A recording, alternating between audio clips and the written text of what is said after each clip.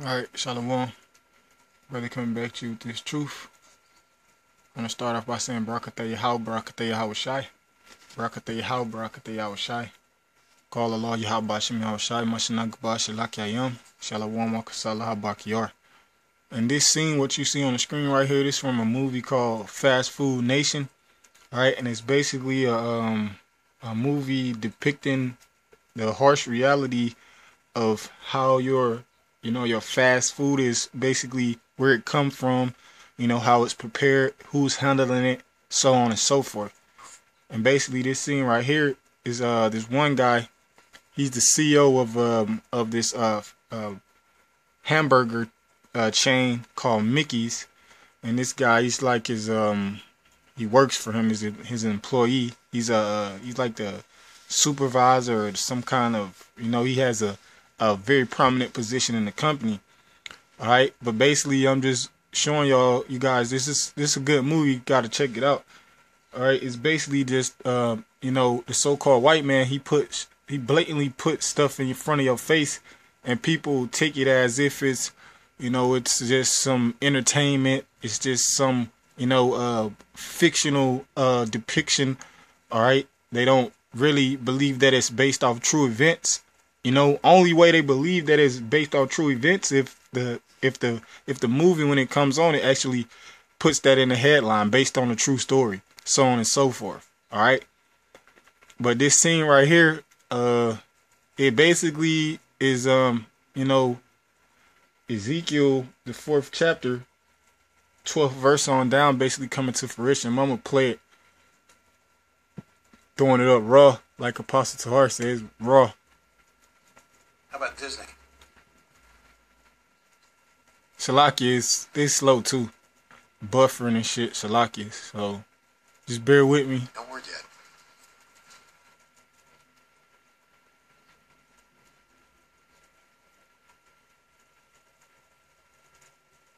Also, the PBS deal doesn't seem to be happening.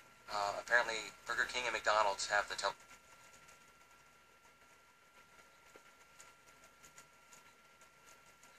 Teletubbies all locked up. Fuck 'em.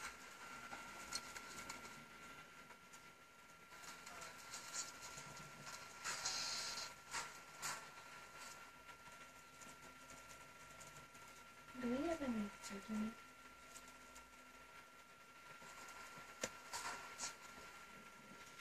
So basically, this part right here, it depicts on how basically the food that a majority of people is consuming is basically created in a lab.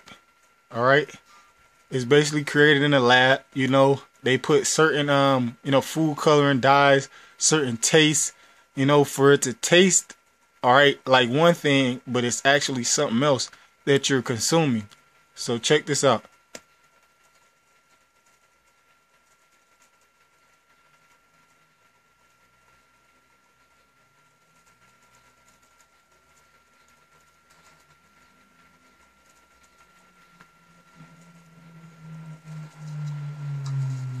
That's wonderful.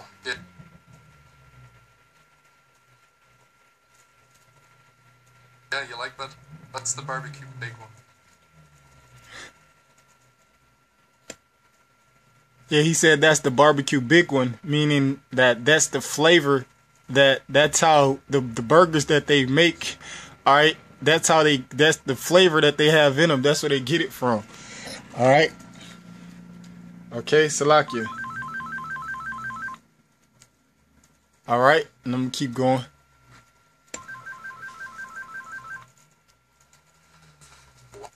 Wow.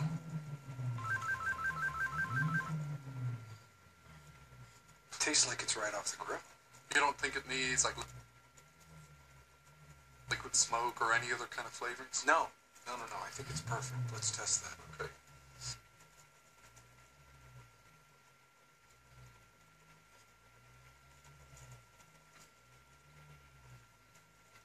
Try this one.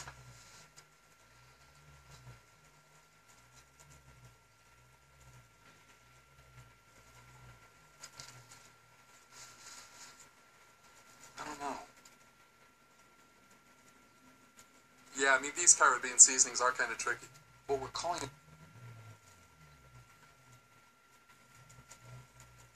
Calypso chicken tenders. I think people are going to have an expectation for maybe a touch of lime. Oh, well,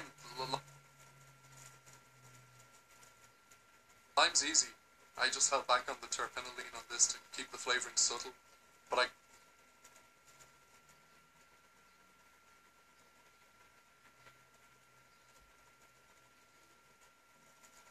can always go back and add more. Yeah. Why don't you try that? Keep working on it. I really enjoyed it. You were wonderful. Yeah. Okay. Look, I gotta go. I'll talk to you later. Yeah, bye.